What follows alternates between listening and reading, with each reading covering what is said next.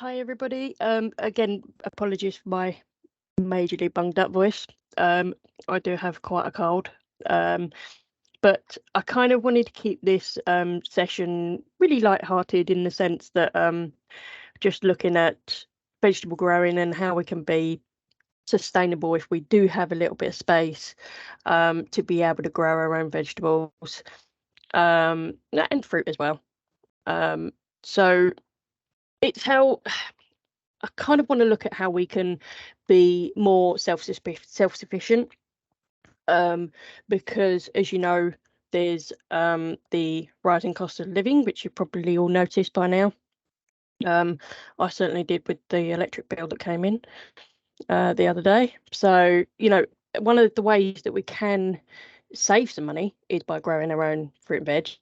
Um, I've got an allotment. It's a full-size allotment. Which some of you have probably seen some of the posts I've put on LinkedIn, um, which seem to be quite popular. Um, some of the waiting lists, however, for allotments are quite long. It's mostly due to the interest creeping up over the COVID period, but it doesn't seem to have gone back down since people have gone back to work.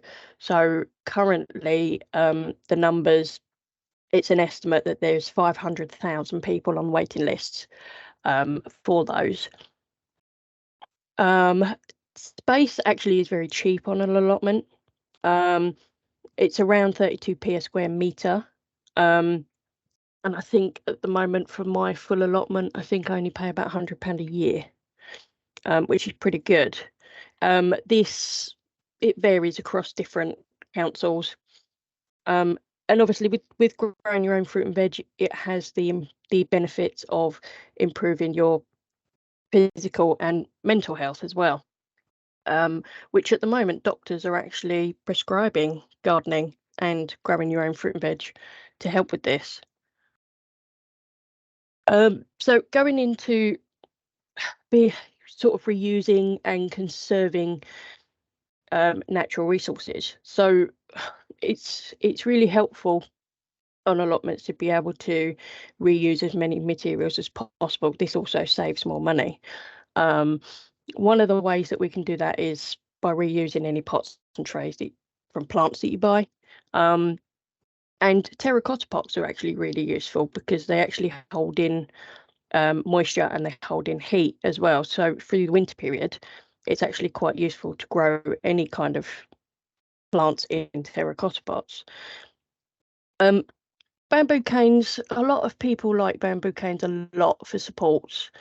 But hazel sticks are actually even better because they regenerate. So they'll actually grow over the 3 to 5 years that you would coppice them, and then you can use those for supports.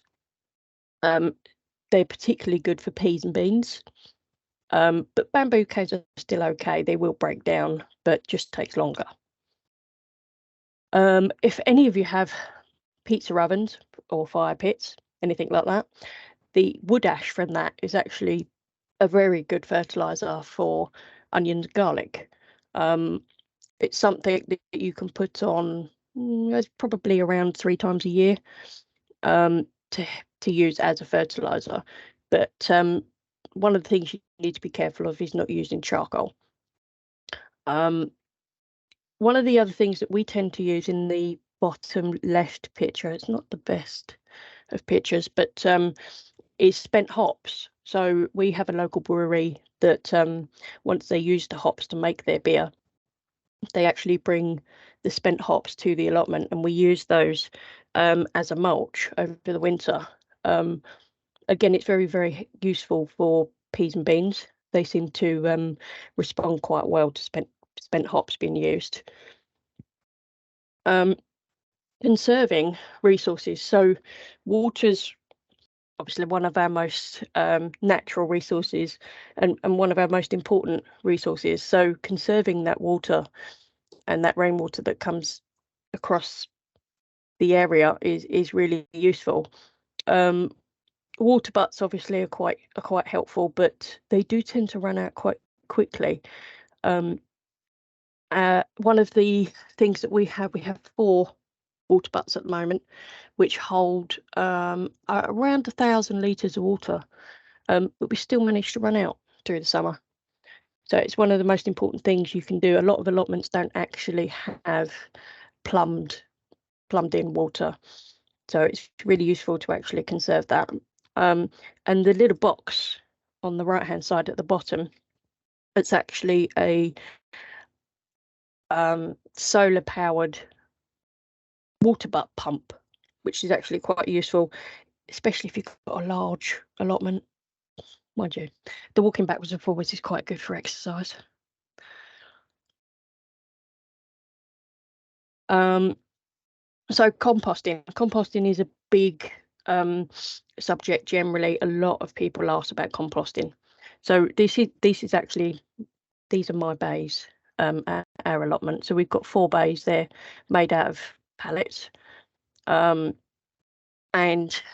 it's fairly easy to make compost with just a little bit of space. You don't tend to have to have a big setup like this. You can have hot bins, and there's also the tumblers that you can get. They're all quite useful, and they're all quite quick at making compost. So this setup that I've got with the bays takes around a year to make decent compost that you can put back onto the beds. One of the other things you can do is also use up any packaging paper that you get. So when you get something come through from Amazon and it's got all these reams of paper in the box, you can actually use that on your compost to tear up, and it does help to put more brown material into it.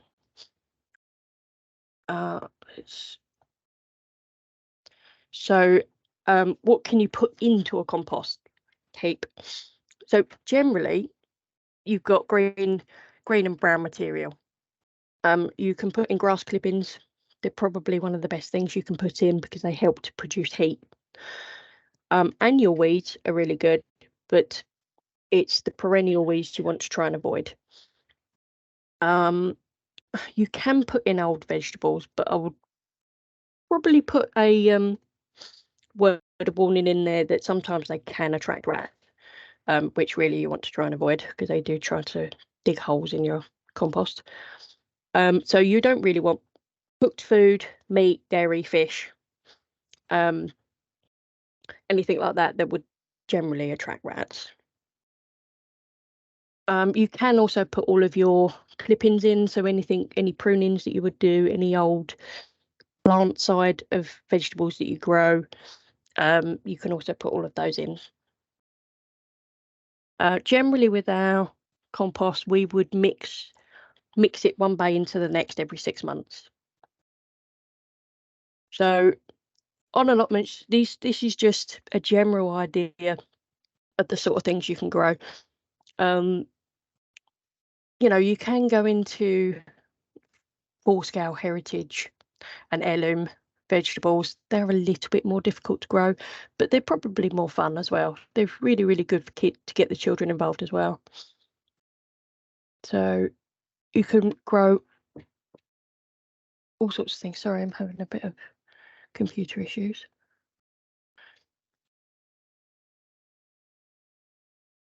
I will send out these slides afterwards as well.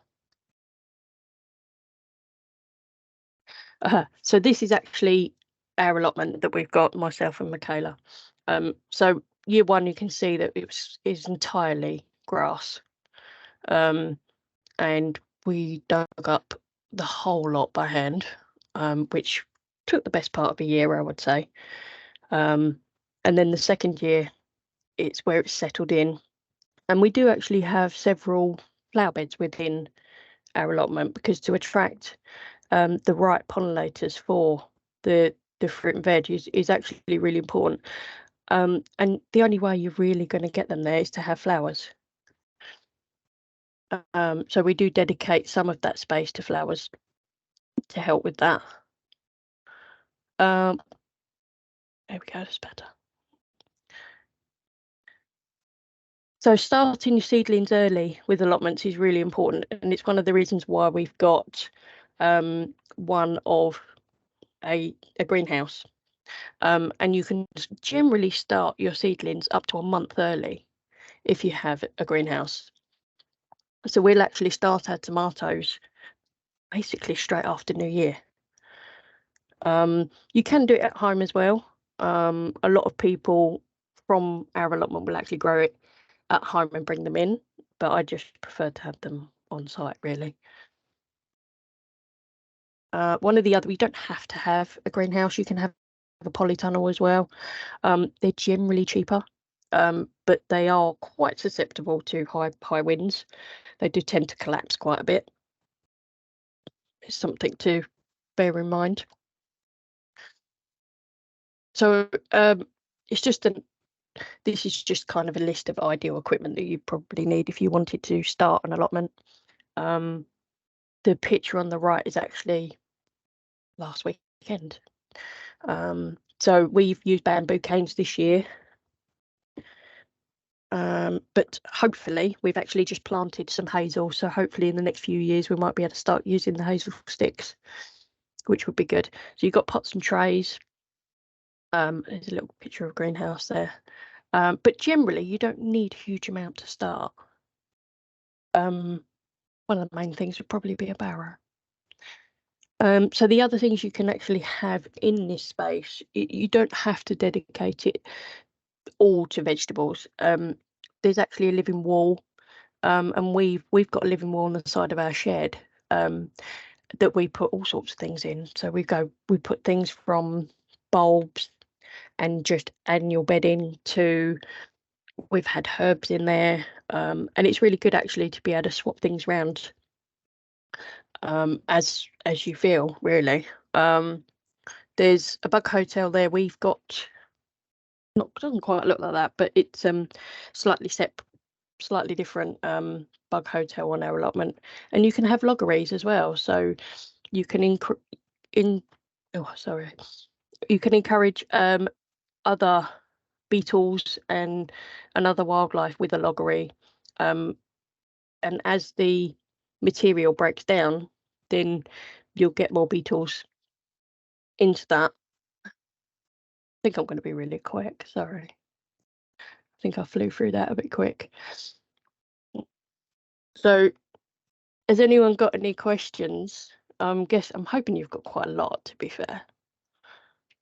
I'm just going to...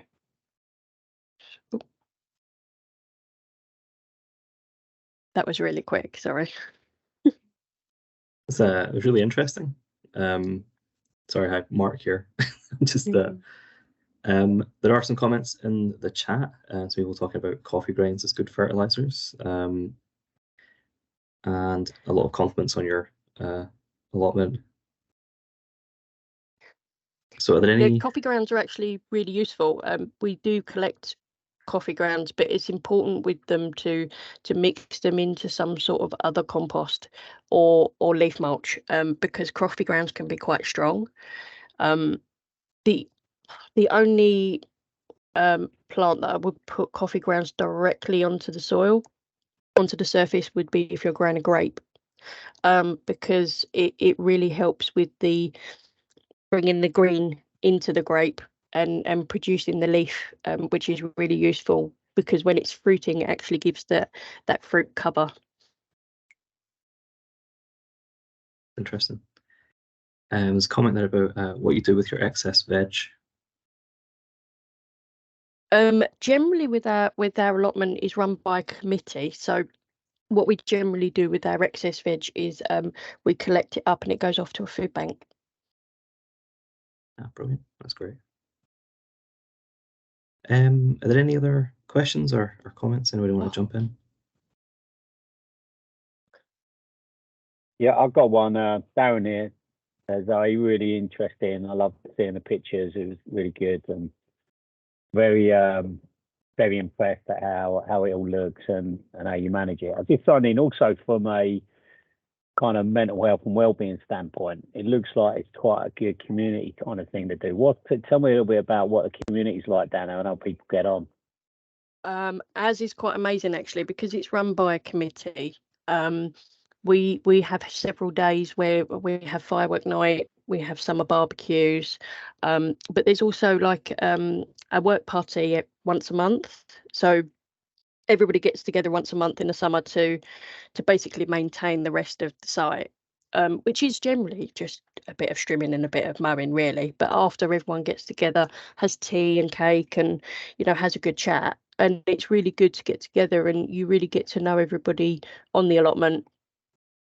We've got a few plots that actually have chickens as well, so normally they lay way too many eggs than what the family really need, so they tend to just go around and give everybody eggs.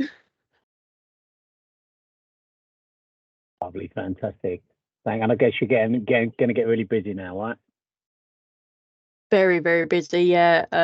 So we've mostly planted everything for this month, but generally April, May is your major seed sowing time. So we're literally sowing everything, and I'm running out of space in the greenhouse, to be honest. I'm hoping all of the frosts have gone. Fingers crossed. Thank you. Some comments there about how much did the bug hotel in your photo cost? They vary. I mean, one of the best things with bug hotels is you can make them out of spare wood and pallets quite often. The one that we have is actually just made out of stacked pallets, and you just fill the gaps with sticks and material, and generally like bamboo canes cut up and leaves and compost. And then what we've done is put some spare bits of wood across the top so that it almost makes a green roof, and then we've planted in different alpines in the top, so it's pretty as well as kind of functional. Great, excellent.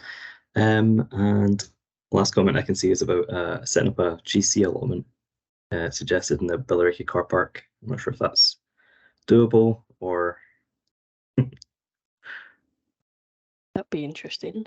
I mean, with veggie growing, you don't need a full size allotment.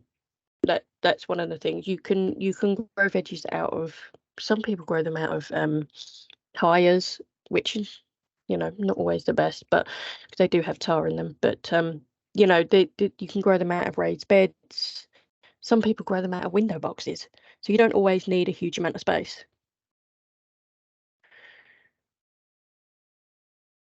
Good stuff. Is there any other comments or questions before we can wrap up? We'll save Zoe's voice. Hi, Mark. I just wanted to say it's Hamza here. I just from experience, Zoe's allotment, just to let everyone know, is also provided with some great plants, little lavenders and stuff like that. So, it's not just the veg side of it. You can grow stuff that you can give as presents, and put in your own gardens and things like that. So yeah, and really great quality. And yeah, reach out to Zoe if you want to know how to do it, because I certainly couldn't. I'd just kill it all, I think. So yeah, well done, Zoe. Looks great. Thank you. Yeah, more than happy. If anyone wants to send an email, give me a call. If any advice that you want to know, yeah, give me a shout. Brilliant. Well, thanks everyone. We'll wrap up there a little bit earlier and give you some time back. This will be up on the YouTube channel fairly soon after this. I think you said we were going to send the slides out, so we'll get all that together. It'll be in the chat and stuff later. But thanks for coming along, and we'll see you next week.